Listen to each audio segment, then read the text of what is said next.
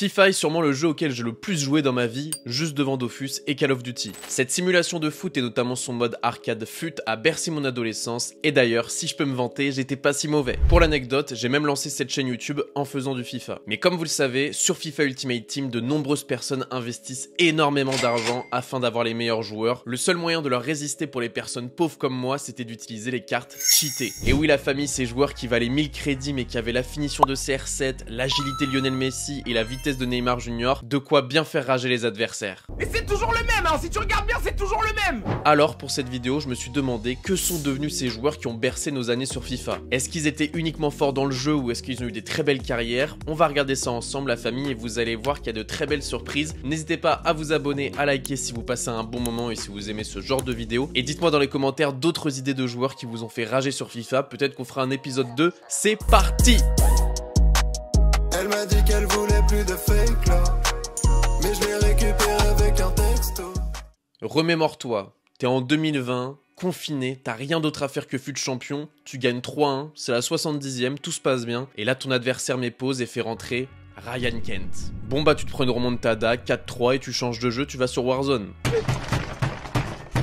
Plus sérieusement, Ryan Kent c'est un ailier gauche anglais formé à Liverpool où il n'a jamais réussi à s'imposer et après avoir vadrouillé en prêt dans quelques clubs, c'est en Écosse et au Celtic qu'il va se poser et jouer plus de 200 matchs. Et c'est à ce moment-là que eSport a eu la merveilleuse idée de lui sortir une carte Road to the Final, donc une carte évolutive en fonction de ses performances en Europa League, et autant vous dire que c'est devenu un monstre. Moi je peux vous le dire les amis, en 2020 j'avais pas peur d'attraper le Covid, hein. J'avais peur d'affronter Ryan Kent sur FIFA. Alors qu'est-ce qu'il est devenu par la suite notre ami Ryan Kent? Et bien depuis cette carte il a continué sa carrière aux Rangers avant de partir à Fenerbahçe en Turquie en 2023. Peut-être que le président du Fenerbahçe l'avait recruté parce qu'il le connaissait de FIFA, parce que dans la vraie vie c'était très compliqué pour lui, il a fait seulement une saison, 19 matchs, 1 but, et le club a donc décidé de rompre son contrat parce qu'il n'était tout simplement pas à la hauteur. Nous sommes donc en mars 2025 au moment où je tourne cette vidéo, 16 mois après qu'il ait quitté Fenerbahçe, il est toujours sans club, notre ami Ryan Kent, toujours au chômage. C'est peut-être une question de karma, il s'est tellement fait insulter, incendier par des millions de personnes sur FIFA que le karma a peut-être décidé de lui dire « Frérot, tu nous as trop fait souffrir, maintenant, va au chômage ». Blague à part, bien entendu, on lui souhaite le meilleur et de retrouver un club très prochainement.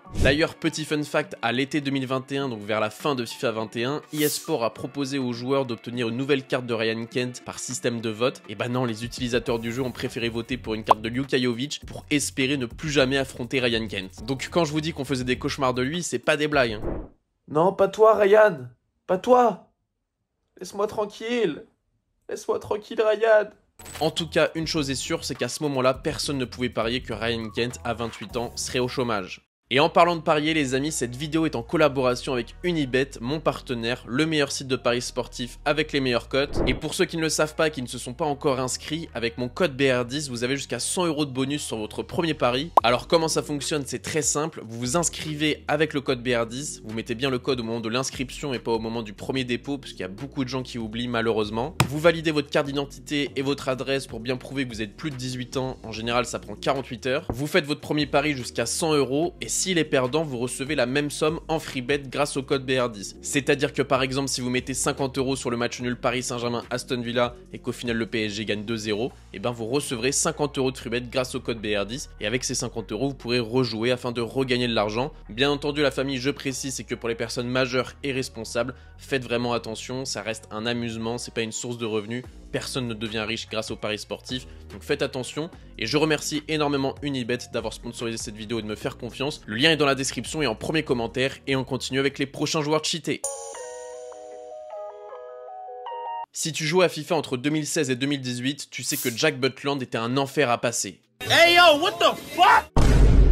Surtout dans FIFA 17, c'était un vrai mur dans les cages avec seulement 82 de général. Le mec faisait 1m96, coûtait 800 crédits et pouvait aller chercher le ballon dans n'importe quelle lucarne. Par contre, dans la vraie vie, c'est pas aussi glorieux. 500 buts encaissés en 391 matchs joués depuis le début de sa carrière. Avec tout de même 122 clean sheets, c'est pas mal non plus. Mais Jack Butland, c'est surtout un espoir anglais qui n'a jamais réussi à confirmer toutes les attentes qui étaient fondées en lui. Et oui, pour ceux qui ne savent pas, Butland, c'était un gros espoir anglais quand il a explosé à Birmingham et qui s'est fait recruter par Stoke City en 2013. Tout le monde pensait que ça allait être le le futur gardien de la sélection anglaise. Cependant, notre ami Jack va enchaîner les blessures, qui vont donc freiner sa progression, et Stoke City vont même être relégués en seconde division anglaise. Butland va rester fidèle au club, mais son niveau va en pâtir. Peu de temps après, il va tout de même tenter un retour en Première Ligue à Crystal Palace, qui ne sera pas concluant non plus, puisqu'il va passer le plus clair de son temps sur le banc. On peut jouer? Non. En 2023, il s'engage avec les Rangers, oui, comme Ryan Kent, où il retrouve la confiance et enchaîne les grosses performances en championnat et en Coupe d'Europe. Et aujourd'hui, la famille Jack Butland est tout simplement le meilleur gardien du championnat écossais, et il y a même des rumeurs qui disent que Thomas Tuchel, le sélectionneur de l'Angleterre, va bientôt le sélectionner pour les prochains rassemblements. C'est tout simplement un comeback impressionnant pour un joueur qui a connu des années de galère.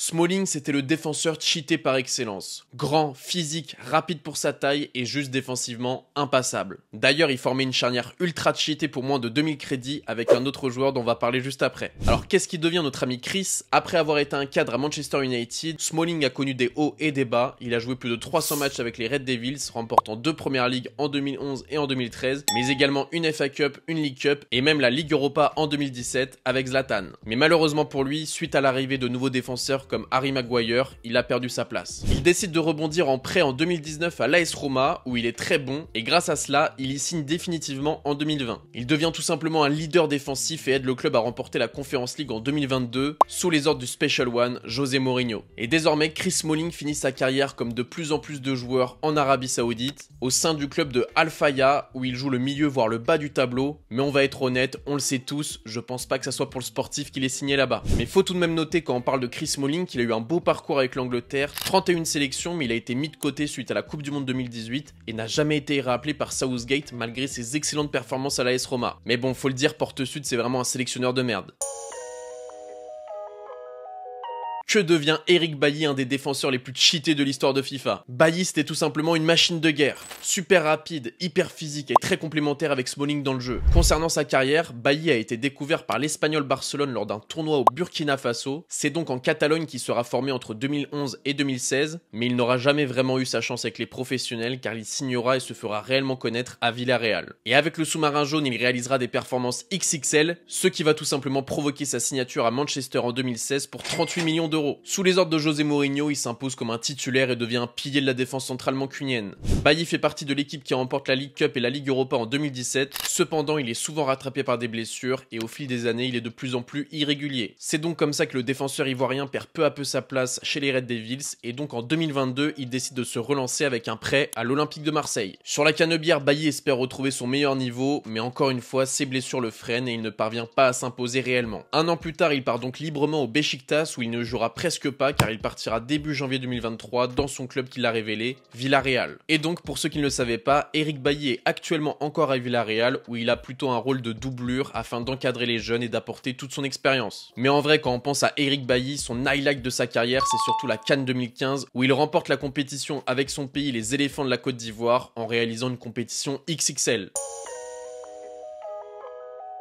Que devient Gervinho, l'ailier ultra rapide qui nous traumatisait sur FIFA 15? Gervinho, c'est un joueur qui a déjà eu une belle carrière, mais qui, selon moi, aurait pu faire encore mieux tellement il avait du talent. L'ailier ivoirien commence sa formation et sa carrière au JMJ Abidjan, mais est vite repéré par le KSK Beveren, un club en Belgique. Là-bas, il va vite s'aguerrir avant de rejoindre Le Mans pour 650 000 €, un club où il va confirmer pendant 2 ans et attirer un des plus grands clubs de France, le LOSC. Il signe là-bas pour 6,5 millions d'euros en rejoignant une génération dorée, Eden Hazard, Adil Rami, Yohan Cabaye, Moussa Sow, et comme vous le savez sûrement, il réalise le doublé historique en 2011, Coupe, Championnat. Forcément, après cette saison légendaire, de grands clubs européens s'intéressent à lui, et il décide donc de rejoindre Arsenal pour 12 millions d'euros. Hi, I'm Gervinho, and I am proud to be a Gunner.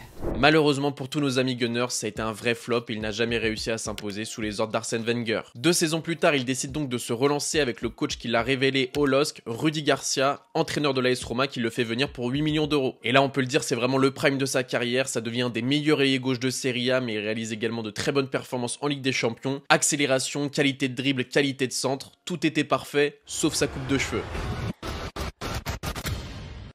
Alors qu'on pensait tous qu'il allait aller en Turquie pour se faire des implants, lui décide d'aller en Chine pour 10 millions d'euros par an au sein du club de l'Ebay China Fortune. Là-bas, il ne jouera qu'une trentaine de matchs en 2 saisons pour seulement 4 buts. Autant vous dire que le poteau Gervinho, il est arrivé en Chine, il a posé ses affaires, il prenait son chèque, mais aller mettre des pions, ça l'intéressait pas vraiment. Mais contre toute attente, à 31 ans, il revient en Italie à Parme et rend de fiers services à ce club légendaire. Il y fera tout de même 3 saisons avant de finir sa carrière dans des clubs plus petits en Turquie et en Grèce, à Trabzonspor et à Laris Salonique. Mais lui aussi, tout comme Eric Bailly, il a marqué l'histoire de son pays en remportant la CAN en 2015 avec cette finale face au Ghana. D'ailleurs, c'est une vraie légende chez les éléphants avec 85 sélections et 23 buts. Gervinho restera donc un joueur emblématique pour les fans de FIFA, de la Côte d'Ivoire et de la Serie A. Aujourd'hui, Gervinho a pris sa retraite, mais il reste autant dans les mémoires par les joueurs de FIFA que par les fans de football.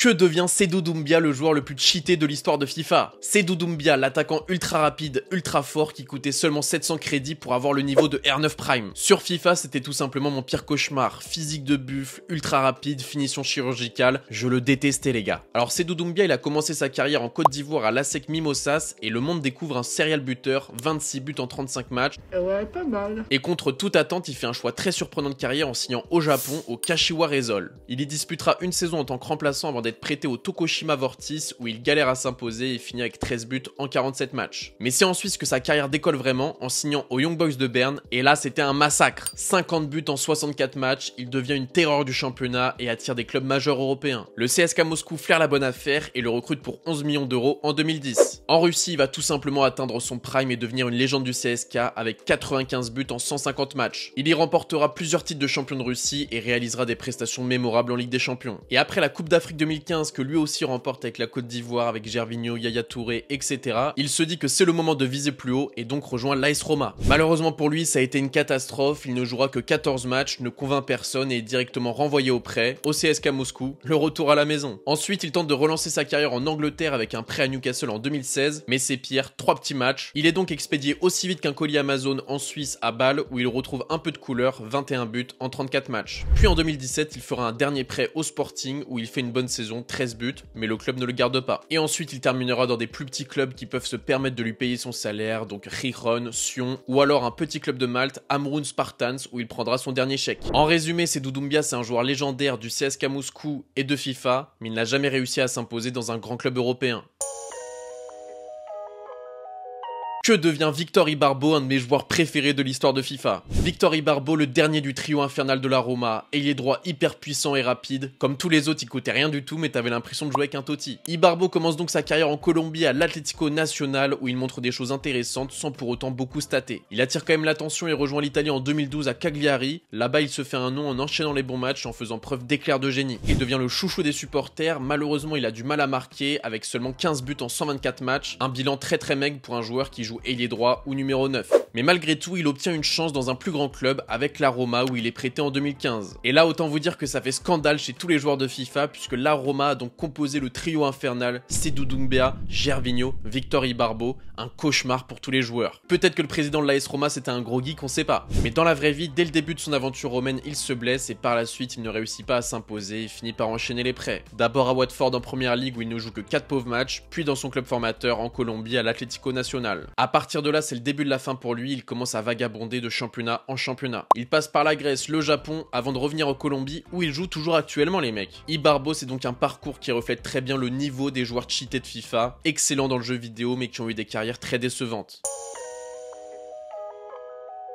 Que devient Ahmed Moussa, la fusée irrattrapable de FIFA 17? Rien que son nom, ça me donne des sueurs froides les amis. Ahmed Moussa, je te déteste, toi et ta carte boostée. La carrière d'Ahmed Moussa a été marquée par des hauts et des bas. Bien qu'il ait brillé dans certains clubs, il n'a jamais vraiment atteint la constance et la reconnaissance qu'il aurait pu espérer. Formé au GBS Academy, Ahmed Moussa commence donc sa carrière au Nigeria avant d'être prêté pour accumuler l'expérience. Il débarque en Europe en 2010 au W Venlo, un club néerlandais où il se fait rapidement remarquer avec 10 buts en 42 matchs. C'est donc comme ça qu'il se fait repérer par le CSKA Moscou en 2012 afin de former la paire Seydou Doumbia Ahmed Moussa. Quel enfer les amis! Et c'est là que Moussa explose vraiment, il devient l'un des meilleurs attaquants du championnat russe, il remporte plusieurs titres, dont 3 championnats et une coupe. Tous les supporters russes se rappellent de ses accélérations fulgurantes avec notamment 54 buts en 168 matchs. Grâce à cette visibilité, en 2016, il décroche un transfert à Leicester City pour 18 millions d'euros, ce qui était le record du club à l'époque, donc c'est une dinguerie. Mais lui aussi, tout comme Seydou Doumbia, son aventure en première ligue tourne vite au cauchemar. Son style explosif mais pas assez physique ne colle pas au jeu anglais et il ne parvient parviendra jamais à s'imposer. Et donc après une saison compliquée, il est prêté dans son club précédent, le CSK,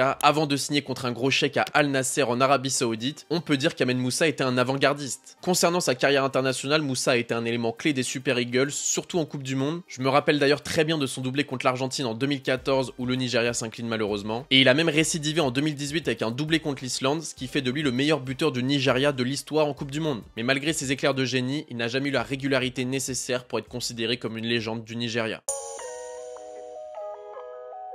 Est-ce que tu te souviens de Emenike, le bodybuilder de FIFA? Ce joueur, c'était allant d'avant l'heure, puissant, rapide, gros finisseur, un vrai cauchemar. Emmanuel Emenike commence sa carrière en Afrique du Sud au Black Access avant de rejoindre le FC Cape Town. Il tape rapidement dans l'œil des recruteurs et file en Turquie à Karabükspor en 2009. Là-bas, il explose tout. Vitesse, puissance, efficacité devant le but. Il devient un vrai attaquant redouté avec 16 buts en 28 matchs. En 2011, il signe au Spartak Moscou, il monte encore en puissance et s'impose rapidement comme l'un des meilleurs attaquants du championnat russe. Et c'est donc comme ça qu'en 2013, il file à Fenerbahçe et là c'est le début des problèmes pour nous. Là-bas il confirme et connaît ses meilleures saisons. Il remporte le championnat en 2014 et devient une pièce maîtresse de l'attaque stambouliote. Mais lui aussi, la suite de sa carrière sera beaucoup plus compliquée. Après ce pic, Emenike enchaîne les prêts. Il part d'abord à Al Ain aux Émirats Arabes Unis, puis tente une aventure en Première Ligue à West Ham en 2016. Lui aussi ça a été un flop total. Autant vous dire que tous les joueurs cheatés de FIFA ont tous raté leur passage en Angleterre. Il a donc terminé sa carrière en errant entre la Grèce et la Belgique, loin du niveau qu'il avait auparavant. Mais attention la famille, lui aussi il a réussi sa carrière internationale en remportant la CAN 2013 avec le Nigeria. Il a même terminé meilleur buteur de la compétition et a joué un rôle clé dans la Coupe du Monde 2014. Franchement, il y a de quoi être fier.